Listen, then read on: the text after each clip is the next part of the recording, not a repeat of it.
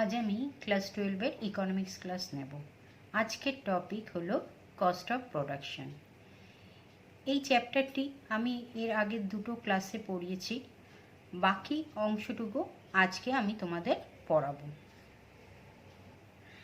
আজকে আমি শুরু করছি স্বল্পকালীন মোট ব্যয়রেখা থেকে গড় ও প্রান্তিক ব্যয়রেখা নির্ণয়। Derivation of short run average and marginal cost curves from the total cost curve. আমরা টিসি মানে টোটাল কস্ট রেখা থেকে এসি মানে অ্যাভারেজ কস্ট এবং এমসি মানে মার্জিনাল কস্ট রেখা নির্ণয় করব। এই যে টোটাল কস্ট থেকে অ্যাভারেজ কস্ট এবং মার্জিনাল কস্ট রেখা, আমি দেখো এখানে একটি রেখাচিত্রের সাহায্যে তোমাদের দেখিয়েছি। দেখো রেখাচিত্রের সাহায্যে দেখিয়েছি। এবার আমি এই রেখাচিত্রটিকে ব্যাখ্যা করব। যেহেতু এসি ইকুয়াল টু কি টিসি বাই কিউ মানে টোটাল কস্ট বাই কোয়ান্টিটি, কাজেই কি যে টিসি রেখার উপর বিভিন্ন বিন্দুতে যদি মূল বিন্দু থেকে রশ্মি টানা হয়, তাহলে কি হবে যে ওই রশ্মির ঢাল কি হবে টিসি বাই কিউ হবে ইকুয়াল টু এসি। আবার যেহেতু এমসি ইকুয়াল টু কি ডি কিউ অফ টিসি, ঠিক আছে, টিসির ডেরিভেটিভ করলাম কিউ এর সাপেক্ষে, তাহলে আমরা কি পাবো টিসি রেখার ঢাল ইকুয়াল টু কি হবে ডি কিউ অফ টিসি থেকে আমরা এমসি নির্ধারণ করতে পারবো। আবার এই ছবিতে দেখো যে টোটাল কস্ট কার্ভের উপর এ বিন্দুতে আমরা ও এর রশ্মির ঢাল, এই টোটাল কস্ট কার্ভের উপর এ বিন্দুতে ও এর রশ্মির ঢাল কত, ঢাল কি A Q one by O Q one. তাহলে এ কিউ ওয়ান কি টোটাল কস্ট, মানে আমরা ভার্টিক্যাল এক্সিসে কি মেজার করছি, আমি এখানে total cost, average cost and marginal cost, আর হরিজন্টাল এক্সিসে কি মেজার করছি কোয়ান্টিটি মানে দ্রব্যের পরিমাণ। তাহলে এটা কি এ কিউ ওয়ান কি টিসি আর ও কিউ ওয়ান হচ্ছে কিউ, তাহলে কি হচ্ছে TC by Q equal to AC. তাহলে আমরা ও এর রশ্মির ঢাল থেকে আমরা কি পাচ্ছি এসি পাচ্ছি। আবার এ বিন্দুতে যদি আমরা কোনো ট্যানজেন্ট বা স্পর্শক অঙ্কন করি, যেমন আমি এখানে অঙ্কন করেছি টি ড্যাশ, ঠিক আছে, এর ঢাল কি D Q of TC equal to MC, ঠিক আছে। এইখানে আমি ছবিতে সব রশ্মি আর স্পর্শক আঁকিনি, তাহলে ছবিটা হয়ে যাবে ঘিঞ্জি হয়ে যাবে, বুঝতে পারবে না, তার জন্য আমি একটা স্পর্শক আর দুটো রশ্মি এঁকে তোমাদের বোঝাবার চেষ্টা করছি। যে দেখা যাচ্ছে যে কি টিসি রেখার উপর বি বিন্দু পর্যন্ত রশ্মির ঢাল, দেখো বি বিন্দু পর্যন্ত রশ্মির ঢাল এবং স্পর্শকের ঢাল কি আছে, স্পর্শকের ঢাল উভয় কি কমছে, কাজেই ও কিউ টু পরিমাণ উৎপাদন পর্যন্ত এসি এবং এমসি রেখা তার জন্য নিম্নগামী হলো, এসিও নিম্নগামী, এমসিও নিম্নগামী হলো, এসিও নিম্নগামী হলো, মানে ডাউনওয়ার্ড স্লোপিং হলো। আবার দেখো এ বিন্দু থেকে বি বিন্দু পর্যন্ত কি বললাম স্পর্শকের ঢাল লেস দেন রশ্মির ঢাল। দেখো এই স্পর্শকের ঢালটা কি ফ্ল্যাটার, এই রশ্মির ঢালটা এই স্পর্শকের ঢালের থেকে স্টিপার, তার মানে কি এমসি লেস দেন এসি। তার জন্য দেখো এসি কার্ভের নিচে আছে, নিচে অবস্থান করছে, ঠিক আছে, নিচে অবস্থান করছে। তাহলে এই কারণে এসি রেখা যখন নিম্নগামী মানে ডাউনওয়ার্ড স্লোপিং, তখন এমসি রেখা এসি রেখার নিচে থাকে। বি বিন্দুতে স্পর্শকের ঢাল সর্বনিম্ন হবে, এখানে আমি আঁকিনি, বি বিন্দুতে যদি আমি কোনো স্পর্শক আঁকি তার ঢাল হচ্ছে সব থেকে কম হবে, সর্বনিম্ন হবে। সুতরাং ও কিউ টু পরিমাণ উৎপাদনে এমসি মানে মার্জিনাল কস্ট সর্বনিম্ন হয়েছে। তাই টিসি রেখার বি বিন্দু থেকে সি বিন্দুর মধ্যে রশ্মির ঢাল ক্রমশ হ্রাস পেলেও স্পর্শকের ঢাল কি পাচ্ছে বৃদ্ধি পাচ্ছে। দেখো এইখান থেকে যদি আমি রশ্মিটা আনি, তাহলে কি রশ্মির ঢাল কি হচ্ছে ফ্ল্যাটার হচ্ছে, রশ্মিগুলো ক্রম ফ্ল্যাটার হচ্ছে, কিন্তু স্পর্শক যদি আঁকি সেই স্পর্শক কী হবে স্টিপার হবে, ঠিক আছে। তাহলে স্পর্শকের ঢাল বৃদ্ধি পাচ্ছে। কাজেই Q2 Q3 উৎপাদনের স্তরে এসি রেখা নিম্নগামী হলেও এমসি রেখা কি হবে, ক্রমশ ঊর্ধ্বগামী হবে, মানে আপওয়ার্ড স্লোপিং হবে। এই কারণে স্বল্পকালীন সময়ে এমসি রেখার নিম্নতম বিন্দু, এই যে এমসি রেখার নিম্নতম বিন্দু এসি রেখার নিম্নতম বিন্দু, এসি রেখার নিম্নতম বিন্দু এটা তার দক্ষিণ পশ্চিমে রয়েছে। টিসি রেখার উপর সি বিন্দুতে রশ্মির ঢাল সর্বনিম্ন এবং রশ্মির ঢাল ইকুয়াল টু কি, স্পর্শকের ঢাল। এই যে এই বিন্দুতে রশ্মি, দেখো এটাই হচ্ছে রশ্মি, আবার এটাই স্পর্শক, তাহলে রশ্মি এবং স্পর্শকের ঢাল সি বিন্দুতে কি সমান, ইকুয়াল, তাই তো? তাহলে কি হবে যে এক্ষেত্রে কি হবে যে রশ্মির ঢাল ইকুয়াল টু স্পর্শকের ঢাল ইকুয়াল টু ওসি রেখাটির ঢাল, এই রেখাটির যে ঢাল। সুতরাং ও কিউ থ্রি পরিমাণ উৎপাদনে এসি সর্বনিম্ন হয়েছে, দেখো এসি সর্বনিম্ন হয়েছে এবং এসি ইকুয়াল টু এমসি হয়েছে। কাজে এমসি রেখা এবং এসি রেখার সর্বনিম্ন বিন্দুকে ছেদ করেছে। এরপর টিসি রেখার উপর সি বিন্দু যদি অতিক্রম করে তখন রশ্মি এবং স্পর্শকের ঢাল, মানে উভয়েরই ঢাল কি হবে, বৃদ্ধি পাবে। এবার যদি আমরা সি বিন্দু থেকে ডি বিন্দুতে যাই, তাহলে যদি আবার এই ডি বিন্দুতে রশ্মি টানি, তাহলে ও সি রশ্মি থেকে এই রশ্মিটা বেশি স্টিপার হবে, স্পর্শকও তাই স্টিপার হবে। তাহলে কি হবে, সেক্ষেত্রে কি হবে, দুটো ঢালই কি বৃদ্ধি পাচ্ছে, তখন স্পর্শকের ঢাল গ্রেটার দ্যান রশ্মির ঢাল হবে, হওয়ায় কি হবে, এমসি গ্রেটার দ্যান এসি হবে। কেননা স্পর্শক থেকে আমরা কি পাই, এমসি, আর রশ্মির ঢাল থেকে আমরা কি পাই, এসি। তাহলে সেক্ষেত্রে এমসি গ্রেটার দ্যান এসি হবে। কাজেই ও কিউ3 পরিমাণ উৎপাদনের পর যখন ফার্মের এসি এবং এমসি রেখা উভয়ই ঊর্ধ্বগামী, মানে আপওয়ার্ড স্লোপিং হচ্ছে, তখন এমসি গ্রেটার দ্যান এসি। এর জন্য কি হয়, এসি রেখা তখন যখন ঊর্ধ্বগামী তখন এমসি রেখা এসি রেখার উপরে আছে। দেখো যখন ঊর্ধ্বগামী তখন এমসি রেখা কি এসি রেখার উপরে আছে। ঠিক আছে, এই গেল এই কি বলবো রেখাচিত্রের সাহায্যে ব্যাখ্যা।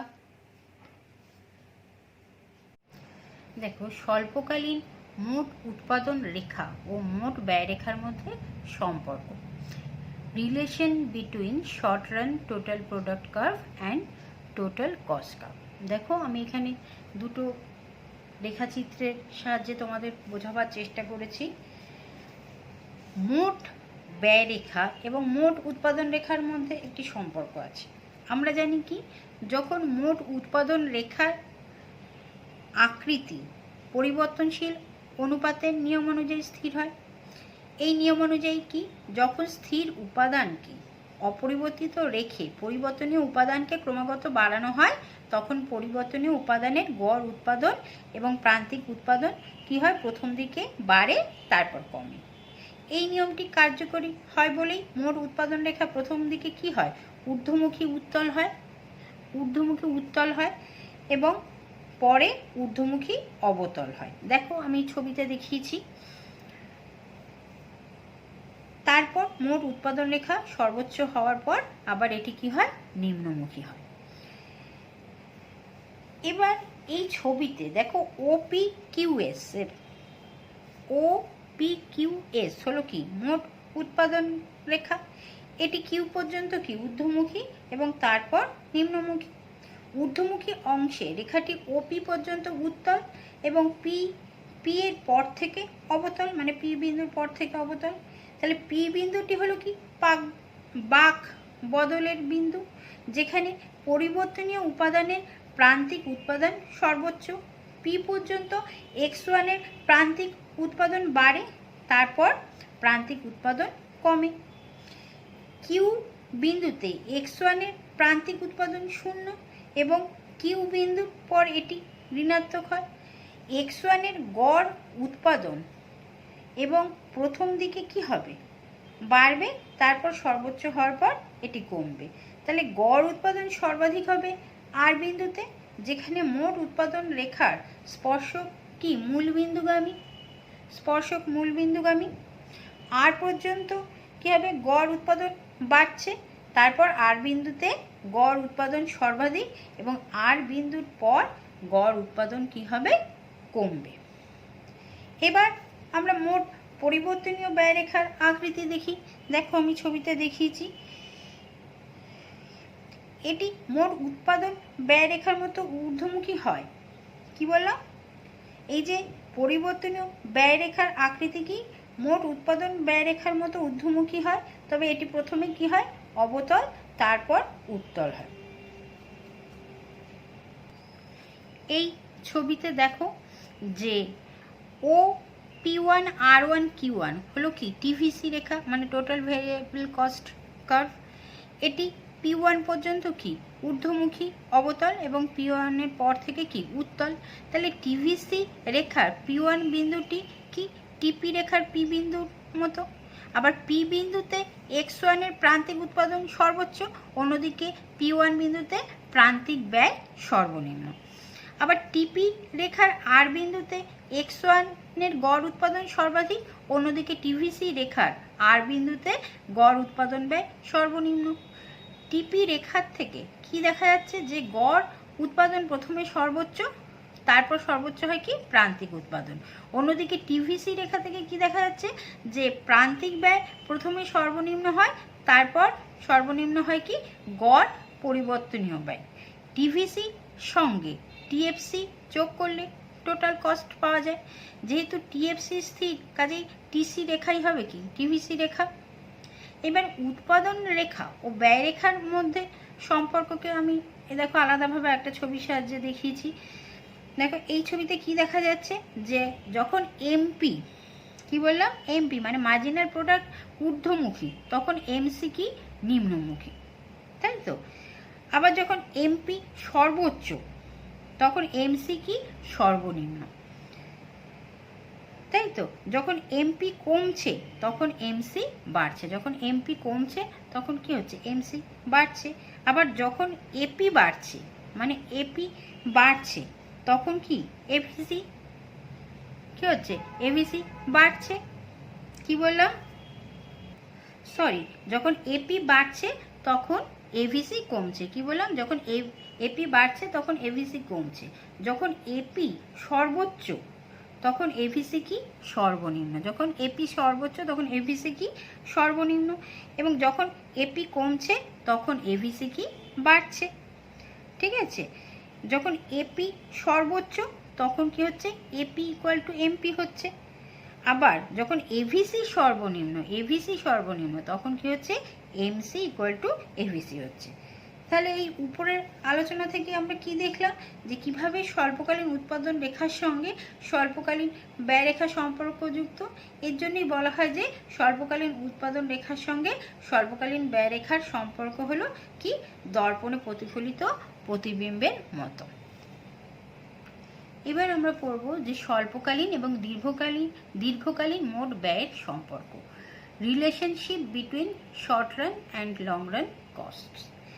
দীর্ঘকালীন সময়ে যে কোনো উৎপাদন সংস্থা সব ধরনের মূলধনে পরিবর্তন করতে পারে। ভিন্ন ভিন্ন পরিমাণ স্থির মূলধনের পরিপ্রেক্ষিতে তারা ভিন্ন ভিন্ন আয়তনের কারখানার পরিপ্রেক্ষিতে ভিন্ন ভিন্ন স্বল্পকালীন মোট ব্যয়রেখা পাওয়া যায়। কাজেই দীর্ঘকালীন সময়ে একটি নির্দিষ্ট পরিমাণ উৎপাদনের জন্য উৎপাদন প্রতিষ্ঠান এমন আয়তনের কারখানা নির্বাচন করবে যেখানে সবচেয়ে কম ব্যয়ে ওই পরিমাণ উৎপাদন সম্ভব হবে। এইভাবে বিভিন্ন পরিমাণ উৎপাদন স্তরে প্রতিষ্ঠানটি কাম্য আয়তনের কারখানা নির্বাচন করতে পারবে। কাজেই স্বল্পকালীন উৎপাদন ব্যয়সূচি থেকে আমরা উৎপাদন প্রতিষ্ঠানের পক্ষে দীর্ঘকালীন উৎপাদন ব্যয় তালিকা প্রস্তুত করতে পারি। এখানে দেখো আমি একটি টেবিল করেছি। এই টেবিলটা তোমরা ভালোভাবে লক্ষ্য করো। দেখো যে এখানে কটি কারখানা দেওয়া আছে, 1 2 3 4 5, ঠিক আছে। এবং প্রতি 1 ইউনিট উৎপাদন হলে তার এই কারখানার ব্যয় হচ্ছে কত 10 টাকা, এই কারখানার ব্যয় হচ্ছে 11 টাকা, এখানে ব্যয় হচ্ছে 12 টাকা, এখানে 13 টাকা, এখানে 14 টাকা, ঠিক আছে। আবার 2 ইউনিট উৎপাদন করতে গেলে এই কারখানার ব্যয় হচ্ছে 13 টাকা, ঠিক আছে, এর 12 টাকা, এর 14 টাকা, এর 15 টাকা, এর 16 টাকা। 3 ইউনিট উৎপাদন করতে গেলে প্রথম কারখানার ব্যয় হচ্ছে 20 টাকা, দ্বিতীয় কারখানা 19 টাকা, তৃতীয় কারখানা 18 টাকা, চতুর্থ কারখানা 19 টাকা আর পঞ্চম কারখানায় 21 টাকা।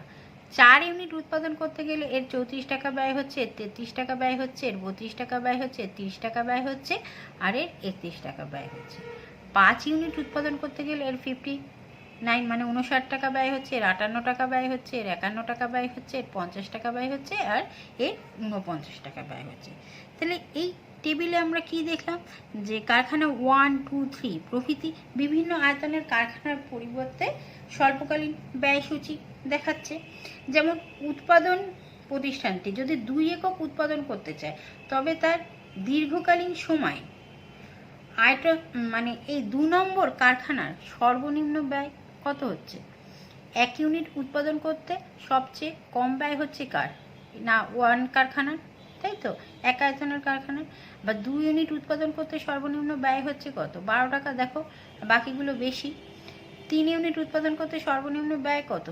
18 টাকা। 4 ইউনিট উৎপাদন করতে সর্বনিম্ন ব্যয় কত হচ্ছে? 30 টাকা। 5 ইউনিট উৎপাদন করতে সর্বনিম্ন ব্যয় হচ্ছে কত?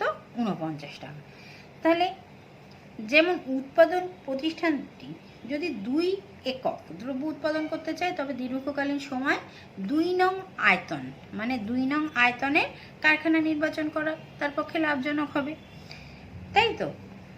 আবার কারণ ওই আয়তনের কারখানা হলেই সবচেয়ে কম উৎপাদন ব্যয় 2 একক দ্রব্য উৎপাদন করা যাবে।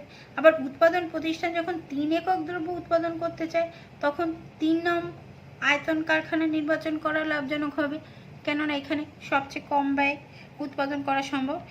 এইভাবে বিভিন্ন স্বল্পকালীন ব্যয়সূচি থেকে উৎপাদন প্রতিষ্ঠানটি দীর্ঘকালীন ব্যয় তালিকা প্রস্তুত করতে পারে। তাহলে এখানে সর্বনিম্ন ব্যয় 10, তাই এখানে দীর্ঘকালীন ব্যয়সূচি কত হয়েছে? 10 টাকা। এক্ষেত্রে সর্বনিম্ন ব্যয় কত? 12, তাই দীর্ঘকালীন ব্যয়সূচি হয়েছে 12 টাকা। এখানে সর্বনিম্ন ব্যয় 18, তাই এখানে দীর্ঘকালীন ব্যয়সূচি হয়েছে 18 টাকা। এখানে সর্বনিম্ন ব্যয় কত? 30, তাই দীর্ঘকালীন ব্যয়সূচি হচ্ছে কত? 30 টাকা। এখানে স্বল্পকালীন সর্বনিম্ন ব্যয় কত? 49 টাকা, তাই দীর্ঘকালীন ব্যয়সূচি হয়েছে কত? 49 টাকা। ঠিক আছে। তাহলে যে জিনিসটা আমরা টেবিলের সাহায্যে দেখলাম সেটা যদি আমরা একটা রেখাচিত্রের সাহায্যে ব্যাখ্যা করি তাহলে কেমন হবে? দেখো আমি রেখাচিত্রের সাহায্যে তোমাদের দেখিয়েছি যে স্বল্পকালীন মোট ব্যয়রেখাগুলির সাথে দীর্ঘকালীন ব্যয়রেখার এখানে আমি একটা সম্পর্ক দেখিয়েছি যে এই ছবিতে কি আছে? STC1, STC2 এবং STC3 এগুলো হচ্ছে কি স্বল্পকালীন মোট ব্যয়রেখা। এই 3টি মোট ব্যয়রেখা 3টি ভিন্ন কারখানার আয়তন নির্দেশ করছে। তাহলে দেখা যাচ্ছে কি STC1 অনুসারে সেখানে স্থির ব্যয় কি? OF1, দেখো OF1। আর এবার আমরা জানি কি দীর্ঘকালীন সময় সব ধরনের পুঁজি পরিবর্তনশীল, ফলে কারখানার আয়তনও পরিবর্তনশীল। এখন উৎপাদক সংস্থা যদি দীর্ঘকালীন সময়ে OQ2 পরিমাণ দ্রব্য উৎপাদন করতে চায় তবে STC1 অনুযায়ী মোট ব্যয় হবে কত? AQ0। ঠিক আছে, কি বললাম? AQ0, এই যে AQ0। আর কি হবে? কি বললাম যে উৎপাদক সংস্থা যদি দীর্ঘকালীন সময় OQ0 পরিমাণ দ্রব্য উৎপাদন করতে চায় তবে STC1 অনুযায়ী মোট ব্যয় হবে কত? AQ0। আর STC2 অনুযায়ী কি হবে? মোট ব্যয় কত হবে? BQ0। এবং STC3 অনুযায়ী মোট ব্যয় হবে কি? CQ0। এক্ষেত্রে উৎপাদক সংস্থা STC1 রেখার উপর অবস্থিত এ বিন্দুকে নির্বাচন করবে, কারণ OQ0 পরিমাণ উৎপাদনের জন্য সর্বনিম্ন ব্যয় হচ্ছে কি? AQ0। এইভাবে বলা যায় যে উৎপাদক সংস্থা যদি OQ1 পরিমাণ উৎপাদন করে তবে সে এমন কারখানার আয়তন নির্বাচন করবে যেটি STC2 রেখার সাথে সম্পর্কযুক্ত। এইভাবে আমরা স্বল্পকালীন মোট ব্যয়রেখাগুলির উপর অবস্থিত ADF ইত্যাদি বিন্দুগুলির সঞ্চারপথ থেকে কি পাবো? দীর্ঘকালীন মোট ব্যয়রেখা পাবো। ঠিক আছে, এখানে LTC রেখার উপর অবস্থিত প্রতিটি বিন্দুই কি করছে, বিভিন্ন পরিমাণ দ্রব্য উৎপাদনের ক্ষেত্রে সর্বনিম্ন সম্ভব মোট ব্যয় নির্দেশ করছে। এবার আমরা পড়ব দীর্ঘকালীন ও স্বল্পকালীন গড় ব্যয়ের সম্পর্ক, relationship between long run and short run average cost. দীর্ঘকালীন সময় একটি ফার্মের সব ধরনের উপাদানই কি পরিবর্তনশীল, কাজে দীর্ঘকালীন সময়ে ফার্মটির মোট ব্যয় মানে টোটাল কস্ট ইকুয়াল টু কী হবে, মোট পরিবর্তনশীল ব্যয়। সুতরাং দীর্ঘকালীন সময়ে উৎপাদন পিছু ফার্মটির মোট ব্যয়কে আমরা দীর্ঘকালীন গড় উৎপাদন ব্যয় বলতে পারি। সুতরাং এলএসি মানে long run average cost equal to কি, টিভিসি বাই কিউ, যেখানে কিউ হচ্ছে দীর্ঘকালীন উৎপাদনের পরিমাণ। স্বল্পকালীন সময় ফার্ম কি করে, কিছু উপাদান, স্বল্পকালীন সময় কি হয়, ফার্মের কিছু উপাদান স্থির থাকে, যেমন ক্যাপিটাল স্থির থাকে, এবং কিছু উপাদান থাকে পরিবর্তনশীল। কাজেই স্বল্পকালীন সময় ফার্মের গড় উৎপাদন ব্যয় রেখা মানে এসএসি একটি নির্দিষ্ট আয়তনের স্থির পুঁজির পরিপ্রেক্ষিতে নির্ধারিত হয়। এই কারণে এসএসসি রেখাকে কারখানা রেখা বা প্ল্যান্ট কার্ভ বলা হয়।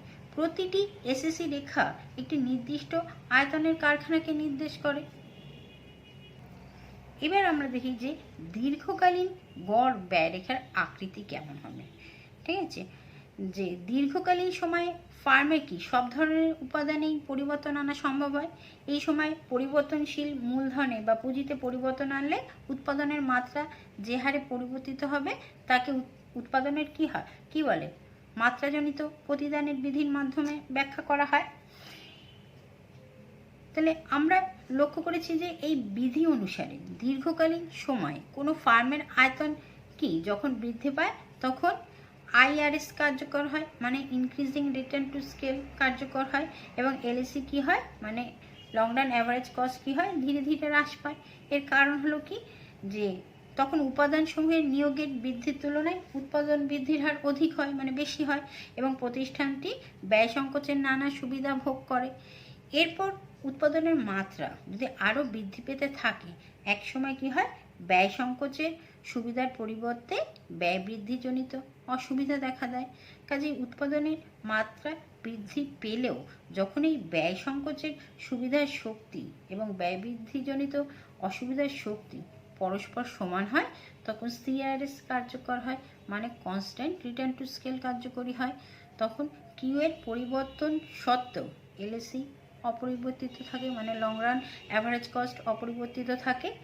এর পরবর্তী পর্যায়ে ব্যয় বৃদ্ধিজনিত অসুবিধার শক্তিগুলো অপেক্ষাকৃত বেশি জোরদার হওয়ায় ডিআরএস মানে ডিক্রিজিং রিটার্ন টু স্কেল কার্যকর হয়, এবং তখন কিউ এর বৃদ্ধির সাথে সাথে কি হয়, লং রান অ্যাভারেজ কস্টও বৃদ্ধি পায়। এই কারণগুলির জন্য এলএসি রেখা মানে লং রান অ্যাভারেজ কস্ট রেখা বা কার্ভ কি হয়, ইউ আকৃতির হয়।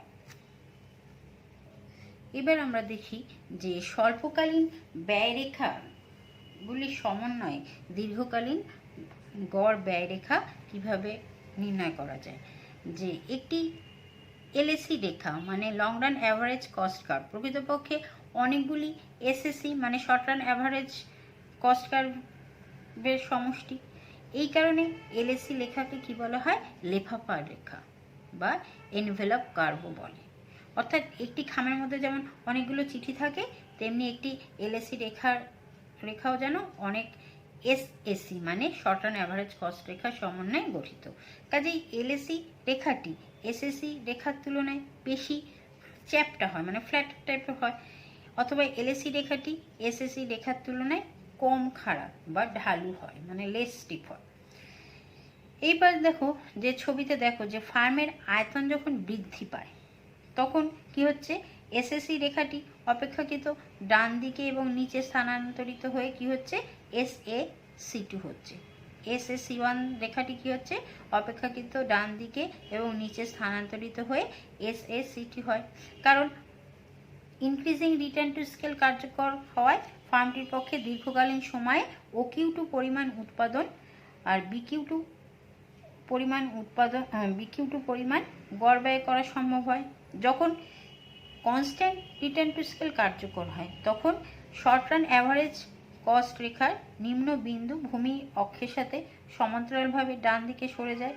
কাজেই দীর্ঘকালীন সময়ে উৎপাদন যখন OQ2 থেকে বৃদ্ধি পেয়ে OQ3 হয় তখন কি হয়, যে গড় ব্যয় স্থির থাকে। এরপর কি হয়, যে ডিক্রিজিং রিটার্ন টু স্কেল কার্যকর হয়, শর্ট রান অ্যাভারেজ কস্ট রেখা ক্রমশ ডান দিকে এবং উপরে সরে যায়। কাজেই শর্ট রান অ্যাভারেজ কস্ট রেখাগুলি বহিস্থ বিন্দুগুলির সমন্বয় LAC রেখাকে নির্দেশ করে। দেখা যায় যে SAC মানে শর্ট রান অ্যাভারেজ কস্ট রেখাগুলির সংখ্যা যত বৃদ্ধি পায় ততই LAC রেখার খাঁজগুলি কি হয়, দূর হয় এবং LAC রেখা একটি মসৃণ রেখায় পরিণত হয়। দেখো LAC রেখার উপর প্রতিটি বিন্দু, দেখো LAC, এই যে এই LAC রেখাটির উপর প্রতিটি বিন্দু কি হচ্ছে, LAC রেখার সাথে কোনো না কোনো SAC রেখার স্পর্শবিন্দু হচ্ছে। এবং LAC রেখা যখন নিম্নগামী তখন SAC রেখাগুলির নিম্নবিন্দুর বাঁদিকে অবস্থিত অংশ LAC রেখাকে স্পর্শ করছে। আবার ই বিন্দুতে LAC যখন সর্বনিম্ন তখন SAC3 রেখাটি সর্বনিম্ন বিন্দু LAC রেখাকে স্পর্শ করে।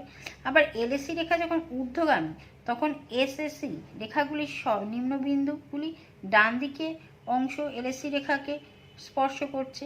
কাজেই কি বোঝা যায়, যে প্রতিটি উৎপাদনের স্তরে, কি বললাম, প্রতিটি উৎপাদনের স্তরে SAC মানে short run average cost greater equal to LAC, কিন্তু SAC less not equal to মানে LAC।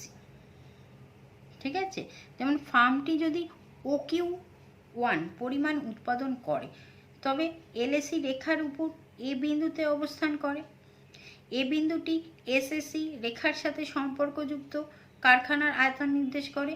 আবার OQ2 উৎপাদন স্তরে ফার্মটির পক্ষে SAC1 বা SAC2 রেখার উপর বি বিন্দুতে অবস্থানের তুলনায় সি বিন্দুতে অবস্থান করা বেশি সুবিধাজনক, কারণ CQ2 লেস দ্যান BQ2। এখানে সি বিন্দুটিও কোনো একটি SAC রেখার সাথে LAC রেখার স্পর্শবিন্দু। কাজে দীর্ঘকালীন সময়ে ফার্মটি উৎপাদনের মাত্রা অনুসারে কারখানার আয়তন বেছে নেবে। এই কারণে LAC রেখাকে পরিকল্পনা রেখাও বলা হয় বা প্ল্যানিং কার্ভও বলা হয়। যদি ফার্মটি OQ স্টার পরিমাণ উৎপাদন করে তবে LAC সর্বনিম্ন হয়। একে কাম্য আয়তনের উৎপাদন বলা হয় বা অপটিমাম আউটপুট বলা হয়, এবং এর সাথে সম্বন্ধযুক্ত ফার্মের আয়তনকে কাম্য আয়তনের ফার্ম বলা হয় বা অপটিমাম সাইজ অফ ফার্ম বলা হয়। কাজেই দেখা যায় একটি LAC রেখা অনেকগুলি SAC রেখার সমন্বয়ে গঠিত। ঠিক আছে, এক্ষেত্রে যে দীর্ঘকালীন সময় উৎপাদন প্রক্রিয়া যদি সর্বদা সমহার মাত্রাজনিত প্রতিদান কার্যকরী থাকে তাহলে কি হবে, LAC রেখাটি ভূমির অক্ষের সঙ্গে মানে হরিজন্টাল অ্যাক্সিসের সঙ্গে সমান্তরাল বা অনুভূমিক আকৃতি হবে।